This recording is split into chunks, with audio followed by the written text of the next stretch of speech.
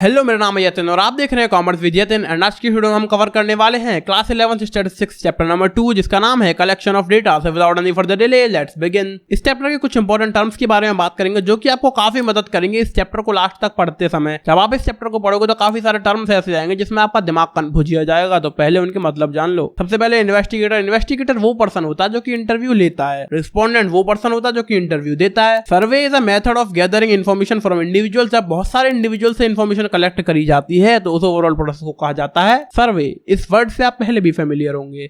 अगला पॉइंट है inquiry. Inquiry यानी कि किसी से सवाल जवाब करना। इस वर्ड से भी आप पहले ही फेमिलियर होंगे। एक और वर्ड है डेटा। इस वर्ड से भी आप पहले फेमिलियर होंगे, लेकिन स्टैटिस्टिक्स के अंदर इसका थोड़ा सा डिफरेंट मीनिंग है। Data is a tool which helps in understanding problems by providing information. Statistics के अकॉर्डिंग डेटा एक टूल है जो कि हमारी मदद करता है किसी प्रॉब्लम को अंडरस्टैंड करने में बाय प्रोवाइडिंग इन्फॉर्मेशन। एंड इस चैप्टर का भी नाम है कलेक्शन ऑफ डेटा, जो कि बेस्ड है एक प्रोसेस के ऊपर जिसको हम कहते हैं COPAI, COPAI. Collection, organisation, presentation, analysis and interpretation of data. तो सबसे पहला स्टेप यहाँ पर चल रहा है जो कि है कलेक्शन ऑफ डेटा। अब देखो, डेटा के कुछ सोर्सेस के बारे में बात करेंगे। दो सोर्स हैं, primary sources and secondary sources. अब फॉर एन एग्जांपल, दो कंपनियां हैं, company A and company B. इन दोनों ही कंपनियों को जरूरत पड़ी पब्लिक की इन्फॉर्मेशन की। पब्लिक के बारे में इन्हें कुछ जानना हुआ तो कंपनी ए ने क्या करा, एक सर्वे कंडक्ट कराया और बहुत सारे लोगों से सवाल जवाब करके अपने पास इन्फॉर्मेशन लेकर के आए। बोले तो डेटा लेकर के आए। तो इनके लिए जो डेटा था वो था प्राइमरी डेटा। प्राइमरी सोर्स से आया हुआ, क्योंकि इनकी खुद की कंपनी ने सर्वे करवाया जब इनके पास डेटा आया, यानी कि प्राइमरी सोर्स से आया।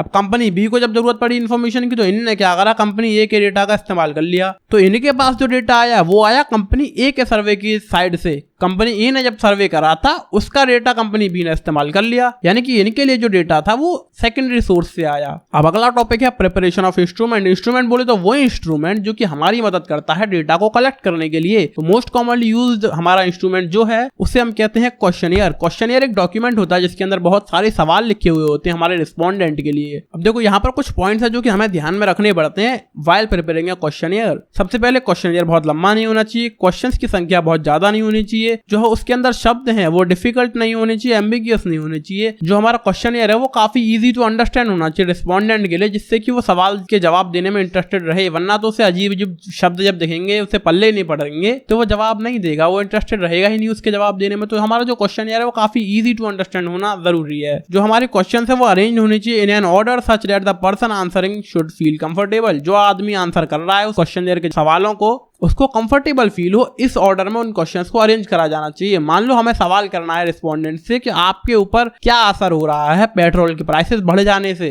तो अगर हम क्वेश्चनियर कुछ इस तरह बनाएंगे कि पहले क्वेश्चन में तो हम लिख रहे हैं पेट्रोल के प्राइस बढ़ने से आपके ऊपर क्या असर हो रहा है, दूसरे क्वेश्चन में हम लिख रहे हैं कि आपका नाम क्या है, तो ये तो अटपटा मामला बैठेगा, है ना। तो पहला क्वेश्चन हम ये करें कि आपका नाम क्या है और दूसरा क्वेश्चन हम ये करें कि पेट्रोल के प्राइस बढ़ने से आपका क्या असर हो रहा है। ये एक सिस्टमैटिक तरीका होगा। अब देखो, modes of collection of data के बारे में बात करेंगे। तीन तरीके हमें बताए गए हमारे सिलेबस के अंदर जिससे कि डेटा का कलेक्शन किया जाता है। Personal interviews, mailing surveys and telephonic interviews. Personal interviews की बात करेंगे तो यहाँ पर क्या होता है, एक इन्वेस्टिगेटर रिस्पोंडेंट के घर पर जाता है, उससे 1-to-1 कॉन्वर्सेशन करता है, तब इन्फॉर्मेशन कलेक्ट करता है, उसे कहते हैं पर्सनल इंटरव्यू। इसके कुछ फायदों के बारे में बात करेंगे तो एक पर्सनल कॉन्टेक्ट बन जाता है इन्वेस्टिगेटर और रिस्पोंडेंट के बीच में, जिससे कि जो हमारा रिस्पोंडेंट है वो काफी कंफर्टेबल फील करता है हर सवाल का जवाब देने में। और एक्सप्लेनिंग द स्टडी एक अगला पॉइंट है, यानी कि जो इन्वेस्टिगेटर है वो उस सर्वे के बारे में इंफॉर्मेशन अच्छे से प्रोवाइड कर सकता है हमारे रिस्पोंडेंट को।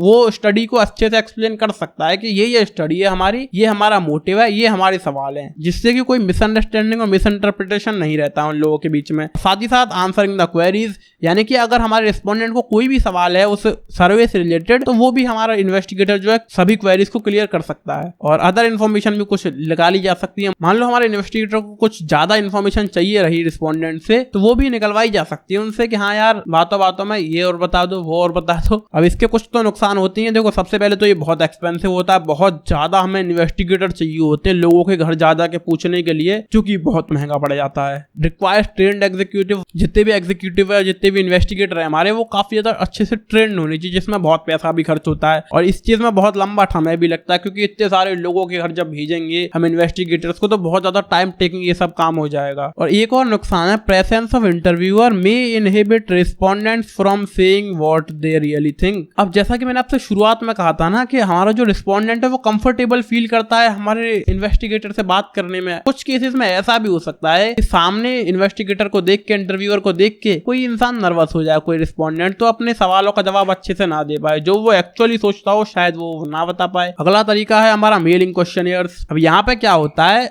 एक क्वेश्चनियर बनाया जाता है, एक डॉक्यूमेंट प्रिपेयर करा जाता है जिसके अंदर काफी सारे सवाल होते हैं और वो भेज दिया जाता है रिस्पोंडेंट के एड्रेस के ऊपर, मेल कर दिया जाता है, बाय पोस्ट भेज दिया जाता है, लेटर की तरह भेज दिया जाता है रिस्पोंडेंट के घर पे, एंड उसके वो सवाल के जवाब लिख के वापस से उसको रीसेंड कर देता है, यानी कि हमारे पास वापस भेज देता है वो रिस्पोंडेंट। ये है मेलिंग क्वेश्चनियर मेथड। इसके कुछ फायदों के बारे में बात करेंगे तो देखो, access to people in remote area, कोई ऐसा एरिया जहां पर या तो फोन ना चलता हो या फिर हम जा ना सकें आसानी से, वहां पर ट्रेवलिंग आसान ना हो, तो ऐसे एरियाज में जो है हम लेटर भेज सकते हैं, क्योंकि पोस्टमैन को तो जाना होता ही है भाई साहब, हर जगह जाना होता है, तो वहां पर हम लेटर भेज सकते हैं उनको। और ये लेस एक्सपेंसिव है क्योंकि एक आदमी का एक जगह से दूसरी जगह जाना और एक लेटर का एक जगह से दूसरी जगह जाना, दोनों की कॉस्ट में काफी डिफरेंस आ जाता है। लेटर हो सकता है एक जगह से दूसरी जगह पर 50 रुपए में चला जाए और एक इंसान को अगर हम भेजेंगे तो हो सकता है 5000 रुपए भी खर्च हो जाए, तो काफी ज्यादा कॉस्ट इफेक्टिव भी है ये। और एक और फायदा है इससे कि जो हमारा इन्वेस्टिगेटर है वो इन्फ्लुएंस नहीं कर सकता हमारे रिस्पोंडेंट को, जैसा कि हमने पर्सनल इंटरव्यू की जब बात करी थी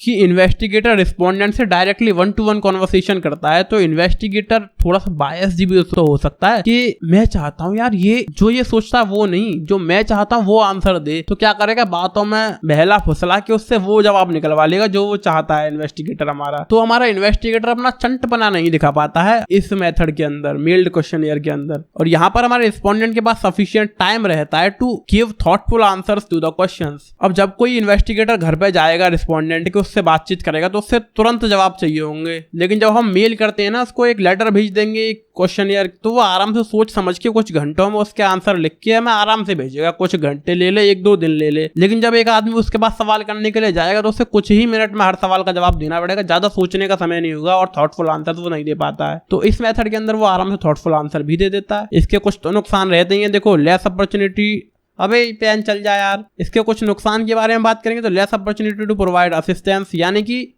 रिस्पोंडेंट को असिस्टेंस प्रोवाइड जो है कम करी जा सकती है। क्वेश्चनियर के अंदर हम कुछ चीजें लिख के भेज सकते हैं उनको कि ऐसे ऐसे सवालों का जवाब देने, लेकिन अगर उसकी कोई क्वेरी रही तो वो किससे पूछेगा फिर। अगला पॉइंट है possibility of misunderstanding the questions. हो सकता है कि जो रिस्पोंडेंट है वो किसी क्वेश्चंस को मिसअंडरस्टैंड कर ले और उसका गलत आंसर दे दे, क्योंकि उसके पास कोई इंसान है ही नहीं जिससे वो पूछ के अपनी क्वेरीज क्लियर कर पाए। और लो रिस्पॉन्स रेट्स भी यहाँ पर हो सकते हैं। हो सकता है किसी आदमी के घर पे हमने क्वेश्चनियर भेजा, या तो उसने उसे फाड़ के फेंक दिया, या फिर आंसर लिख तो लिया लेकिन भेजा नहीं, पोस्ट नहीं करा, या फिर पोस्ट भी करा तो बीच में कहीं दिक्कत आ गई। अब तीसरा और लास्ट तरीका आता है टेलीफोनिक इंटरव्यूज। यहाँ पे क्या होता है कि जो इन्वेस्टिगेटर है वो रिस्पोंडेंट को एक फोन कॉल करता है और उससे अपनी हर सवाल का जवाब ले लेता है। इसके कुछ फायदों की बात करोगे तो लेस कॉस्ट होती है, एक आदमी का एक जगह से दूसरी जगह जाना या फिर एक लेटर का एक जगह से दूसरी जगह जाना एक्सपेंसिव होगा इन कंपेरिजन टू एक फोन कॉल का एक से दूसरी जगह पर जाना। तो काफी कम खर्चा होता है फोन कॉल्स करने में। आगे शॉर्टर टाइम, बहुत कम समय लगता है। जब एक इंसान एक जगह से दूसरी जगह जाके सवाल जवाब करेगा तो हो सकता है उसे एक जगह पर जाने में दिन में 10-20 लोगों का इंटरव्यू लेने में ही एक दिन लग जाए, पूरा एक दिन, 10 से 12 घंटे उसके खर्च हो जाएं सिर्फ 10-12 लोगों से इन्फॉर्मेशन निकालने में। और यहीं पर लेटर की बात करेंगे तो लेटर भेज के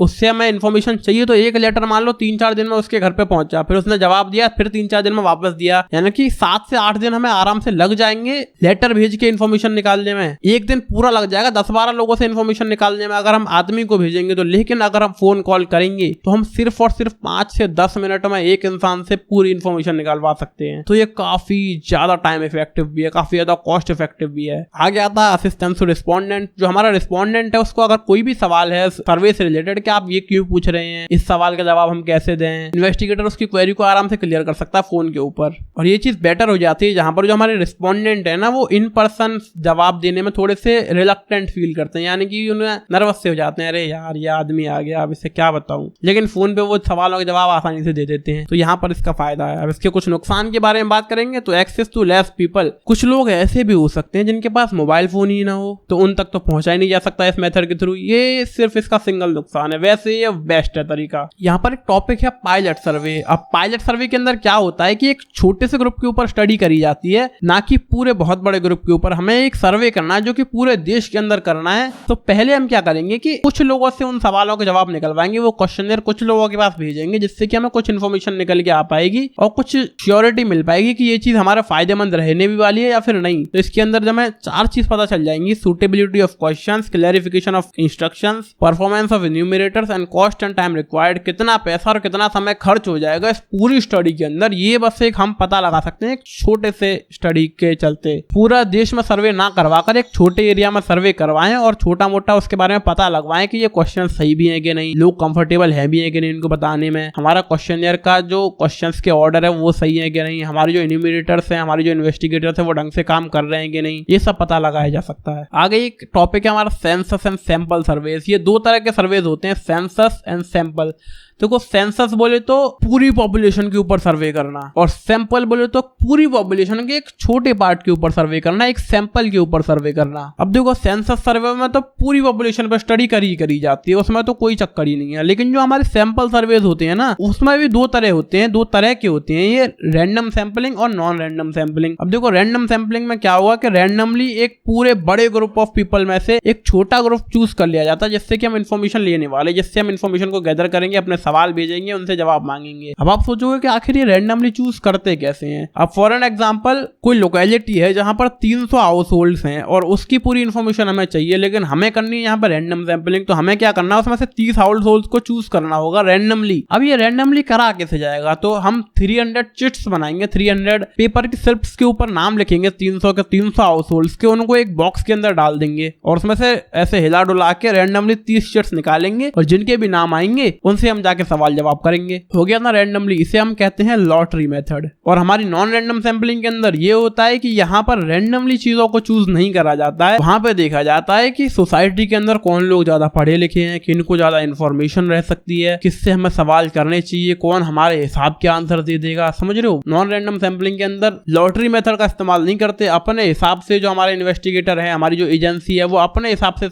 लोगों से सवाल करती है कि यहाँ पर 300 लोग हैं और इन 30 लोगों से हम पूछना चाहेंगे। ये है नॉन रैंडम सैंपलिंग। तो रैंडम वाली बढ़िया है।